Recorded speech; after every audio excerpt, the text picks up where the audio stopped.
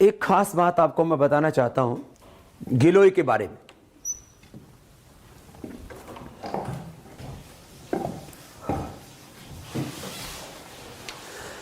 गिलोय का इस्तेमाल मैंने पहले स्वयं किया, फिर लाखों करोड़ों लोगों को इसके बारे में बताया। डेंगू और चिकनगुनिया के लिए ये रामबाण औषधि है। प्लेटलेट बढ़ाने के लिए गिलोय के अलावा कोई दूसरा विकल्प ही नहीं। गिलोय के साथ साथ थोड़ा हेल्प करता है एलोवेरा, वीटा ग्रास, पपीते के पत्तों का रस, वो भी हम पिलाते हैं जब किसी को डेंगू हो जाता है और जीवन खतरे में पड़ जाता है। यद्यपि ठंड में हमारे हाथ भी ऐसे ठंडे तो काफ़ी हो ही जाते हैं, लेकिन मेरे हाथों में कभी कोई तकलीफ़ नहीं आती। थोड़ी सावधानी बरतनी चाहिए। वैसे इतने ठंडे हो चुके हैं हाथ कि मैं इसको हाथों से भी पकड़ूंगा तो पतीला ज़्यादा गर्म नहीं लग रहा है। और ये गिलोय के काढ़े को मैंने पहले उसको इमाम दस्ते में कूट लेते हैं, फिर उसको ऐसे उबाल लेते हैं। करीब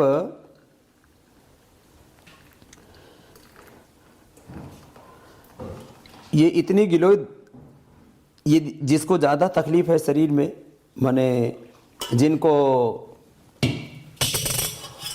भयंकर अर्थराइटिस है, जिनको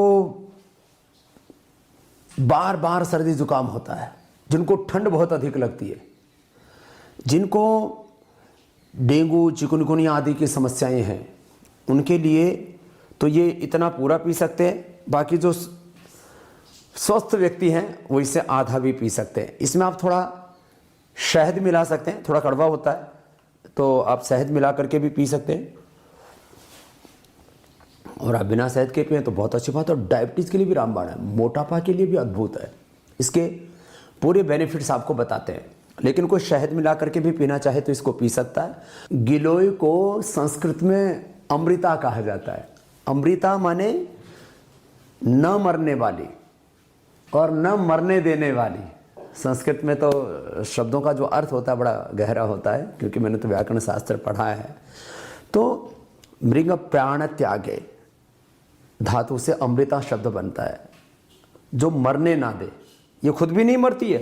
ये जो गिलोय है इसको हम इस इमाम दस्ते में कूटते हैं, इसको डाल लेते हैं और ऐसे फिर जो है, आप लोगों ने देखा होगा पहले घरों में सब जगह हुआ करता था, तो इसको इमाम दस्ते में कूटने से ज़्यादा अच्छे से इसकी पिटाई हो जाती है। जिनको ये सुविधा उपलब्ध ना हो तो इसके छोटे छोटे टुकड़े करके मिक्सिंग में भी इसको कूट सकते हैं।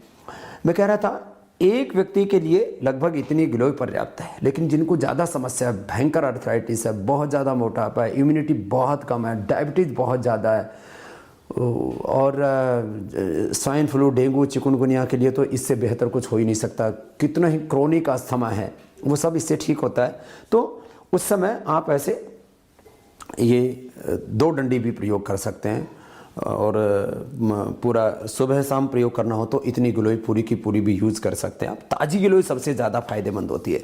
मैं कह रहा था आप जो है जिस तरह से कूटने के बाद इसकी ये स्थिति हो जाती है जो हमने आपको दिखाई थी, ऐसे ऐसे पीट लेते हैं इसको। जिनको बहुत ज़्यादा इसका फ़ायदा उठाना हो तो इसको पीट करके रात को भिगो दें, और फिर सुबह, अभी तो जो है इसको पका ही रहे थे तो ये इसका और भी आधा कर सकते हैं, उबालते उबालते आप इतना आप रख करके और इसको ऐसे पी सकते हैं। काफ़ी गर्म है अभी।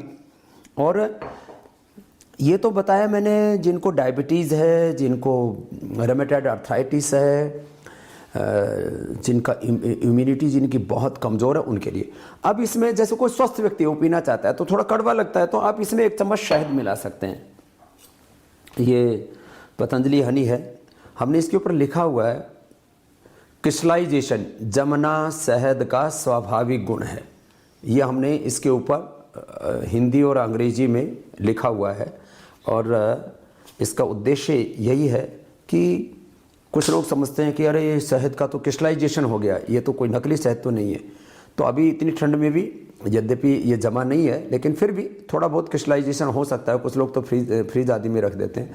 तो आप ऐसे 1 चम्मच आप शहद इसके अंदर मिला सकते हैं, और 1 चम्मच शहद मिला करके जब आप इसको पिएंगे तो थोड़ी कड़वाहट थोड़ी कम हो जाएगी। ये उनके लिए बता रहा हूँ जिनको डायबिटीज़ आदि नहीं है और गिलोय पीना चाहते हैं इम्यूनिटी के लिए, ठंड के लिए। मैं इसके कुछ लाइव एग्जांपल्स भी आपको दूंगा कि जिन लोगों के ऊपर मैंने ये गिलोय का प्रयोग किया, जिनको भयंकर ठंड लगा करती थी, माने 5-5 कपड़े जिनको पहनने पड़ते थे ठंड में, उन्होंने गिलोय का प्रयोग किया तो मात्र थोड़ा सा हल्का सा गर्म कपड़े से उनका गुजारा हो जाता है।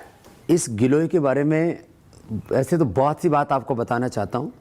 और सुबह सुबह लोग चाय पीते हैं और कई तरह के कार्यक्रम करते रहते हैं। मैं कहता हूँ सुबह सुबह आप सर्दियों में तो गिलोय की चाय पीजिए, गिलोय का काढ़ा पीजिए।